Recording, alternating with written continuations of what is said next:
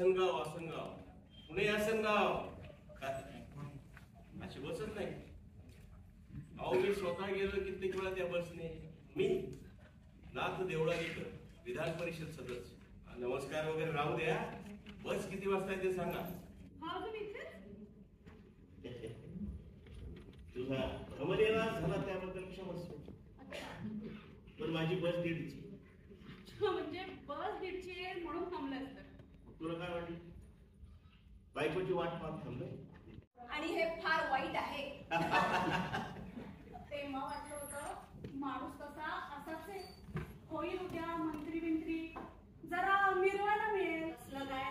अरुण आठवले त्याचं नाव. ब्राह्मण नाही, दलित. मला नावावरून वाटलं ब्राह्मण. कुठे असतो, काय करतो? अगं इथेच असतो पुण्यामध्ये. बीएच्या टर्म्स करतोय आणि श्रमिक समाजामध्ये पार्ट टाइम जॉब सुद्धा करतोय. तुला कुठे भेटला? समाजवादी विचार मंडळात. इथे तो गेले 2 महिने झाले यायला लागले. आई वडील काय करतात त्याचे? I object to this question. आई वडील काही करत असतील किंवा काही करतही नसतील. आपला संबंध मुलाशी येतो. अशी माहिती सुद्धा नाहीये आणि जी आहे ती काय फार उत्साह वाटावं वगैरे अशी नाही. तेव्हा 2-4 वर्ष थांब, सांगोपांग सगळा विचार कर, अभ्यास कर त्याचा अभ्यास, आणि मग लग्न. मी म्हटलं भयंकर काय त्यात. तर तो मला असं म्हणाला की मी तुला टाकाऊ वाटत नाही. मी म्हटलं नाही. त्यावर तो मला असं म्हणाला, आश्चर्यच आहे. मग मला असं वाटतं आपण लग्न करू. तुला भेटायला खूप उत्सुक आहे. बर तू बस इथे, मी फ्रेश होऊन आले. मोठी घरं असतातच अशी देव माशाच्या पोटासारखं. याच्यात जो तो एकटा. अरे आमचं घर तरी असं नाही. विरोध विकास वाद समजून सांगत होता. चर्चा करता करता उशीर झाला, भांडला, झोप येतच. तो झोपला पटकन, मी मात्र जागा. असं वाटायचं झोपलो की घर खाईल.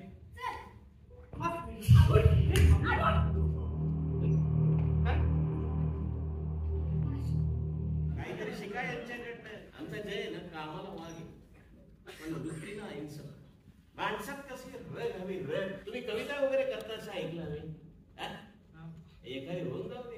आणि तू येण्यापूर्वी त्याचं जे काही मी पाहिलंय ना बिलकुल ठीक नव्हतं. काय ठीक नव्हतं? हे बघ, पूर्वग्रह दूषित दृष्टी असणारे. भाई मावर उगीच आरोप ठेवू नका तुम्ही. मी सुद्धा पाहिलंय आणि ऐकलंय. आणि ते जे काही होतं ते ठीक नव्हतं एवढंच होतं. आता तुम्ही म्हणाल की माझी दृष्टी दूषित होती म्हणून म्हणा, पण मला तो अजिबात पटलेला नाहीये. तो केवळ मध्यमवर्गीय नाही असं नाही, तर तो अत्यंत दारिद्र्यात आणि अवहेलनेत वाढलेला आहे. त्यामुळे त्याला आहे ना आपण नीट समजून घ्यायला हवं, त्याला आपल्यात सामावून घ्यायला हवं आपण. हे बघ, याबद्दलचं कुठं अभ्यास मंडळ मी अटेंड करायला तयार आहे, पण ज्योतीचा नवरा म्हणून मला तो मान्य नाही. काय बघू, मलाही मान्य.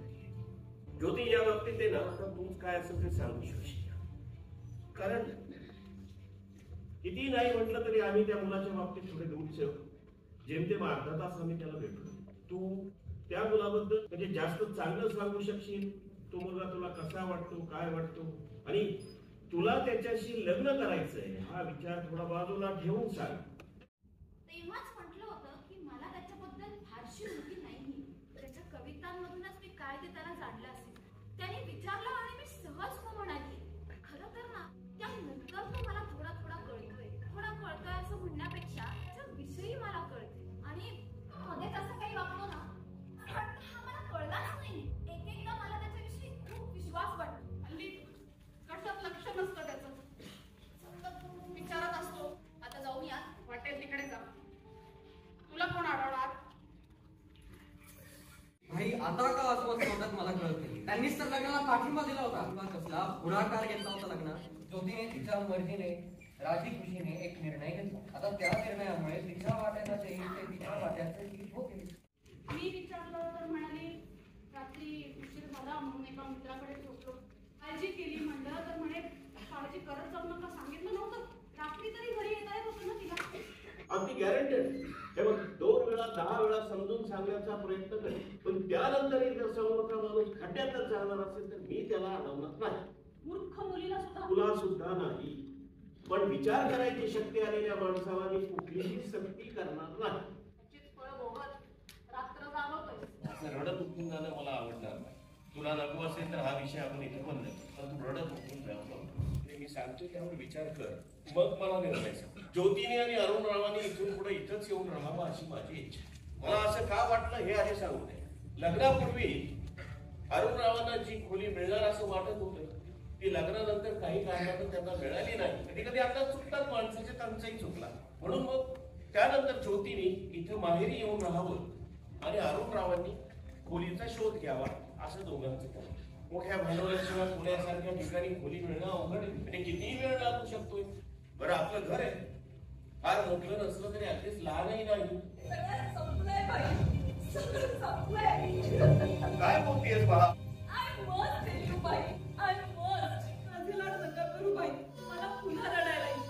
आणि मला रडायचं नाही, न रडता सगळं घेता यायला पाहिजे. अगदी तक्रार सुद्धा करता कामा नाही. माझं मला सहन करता आलं पाहिजे एकटीला. तू इतक्या टोकाचा निर्णय का घेतला सांग मला. मी सांगणार नाहीये. त्याने मारलाय का पुन्हा तुला? नाही. इथं माझ्या मुलीच्या आयुष्याचा प्रश्न आहे, तुम्हाला विरोध सुचतात. म्हणजे काही करून हे लग्न वाचवायला हवंय. म्हणजे केवळ आपल्या मुलीच्या आयुष्याचा प्रश्न आहे म्हणून नाही, सामाजिक दृष्ट्या याला फार वेगळं महत्व आहे. मोलाचा प्रयोग आहे हा, खूप मोलाचा. माझी याबद्दलची भूमिका सुरुवातीपासूनच स्पष्ट होती, तरी तू म्हणतोयस तर मी आहे तुझ्यासोबत. ज्योती, ज्योती, ज्योतिष बोलायचे, मला तिची माफी मागायची. तुम्ही बोलवा तिला. बोलवतो आकाश, ज्योतीला सांग बोलवतो. ज्योती येत नाहीये. ऐकलं, ऐकलं, माझी ज्योती नाही म्हणते. छाती फुटस्तवर रडायची माझी आई. अजून मी माझ्या कानात येते तिचं ते रडणं. का? कारण माझ्या आईला तुमच्या भाईसारखा बा नव्हता की तुमच्यासारखी मा नव्हती. हे आहे असं आहे आणि हे असं आहे. तुमच्या पोरीला लग्नाआधी ठाव तरी मी तिने लग्न केलं. शेवटपर्यंत ज्योतीनं हे लग्न निभवावं अशीच इच्छा आहे.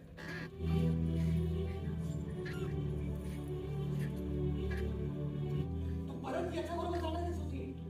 आता तरी पूर्ण विचार केलास का? हो. जाऊ दे तिला गेलं पाहिजे. सगळे चालत तांना तुझा कधी ढळू नये टक्कून, तुझ्या पापणीला कधी येऊ नये गवत. झेप तुझी आभाळाशी जात तरी तुझ्या पायाशी राहू दे अरुणचे नाते. तुझे आपलं पोरग पण माझ्यावाणी असं शब्दाला शब्द जोडील का? हो. म्हणजे त्यांनी मन मोठी केली की आमची जर वाढली, तुझा तो पुढचा बाग आणि ती सोशलिस्ट आहे त्यांना सांगून ठेवायचं. त्यांना म्हणायचं आमच्या संसारात डवळा करायची नाही. हे बघ अरुण, तुला मी हजारदा सांगितले दारू पिऊन माझ्या आई वडिलांचं नाव घेऊ नकोस. हे बघ, तुला तुला जे काय बोलायचंय ते तू मला बोल. त्यांना मी बोलणार. 6 महिन्याच्या आपल्या गर्भात बायकोच्या पोटात लाथ मारतो. तर एक सुंदर आत्मचरित्र आणि अनेक सुंदर कविता लिहिणाऱ्या या तुझ्या दलित जावयाला काहीही कामधंदा न करता बायकोच्या जीवावर दारू घ्यायची. कारण बायको उच्चवर्णीय आहे ना, त्याची उच्चवर्णीयांनी यांच्या पूर्वजांना शतकानुशतके घातलेला लाथा तो अशा प्रकारे परत करतोय. यात त्याची एक बायको गेली तर त्याला दुसरी मिळेल. मी नाही हो, नाही नाही नाही, मला नाही जमलं. हे पहा, मी इन्व्हॉल्व पार्टी नातेसंबंधात पडतो ते बरं दिसणार नाही. काही मी येणार नाही, प्लीज. खरं तर हा माणूस माझ्या मुलीची पिळवणूक करतो, दारू ढोसून तिला लाथा घालतो, उठ बस तिची जात आणि आई बाप काढून त्यांना शिव्या घालत राहतो. तेव्हा ज्यांच्या कत्तलीवर आल्या ते आज आणखी कोणाच्या तरी कत्तली करतात. कालचा पिळला गेलेला हा आज पिळवणूक करणारा होतो.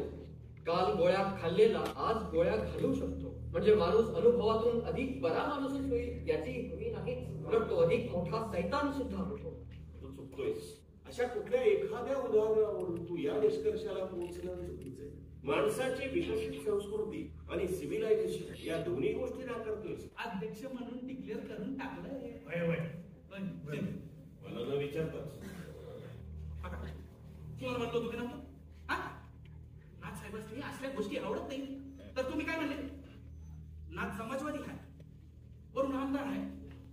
येणार नाही, वरून पडले सासरेच, असं यांचं म्हणणं आलं.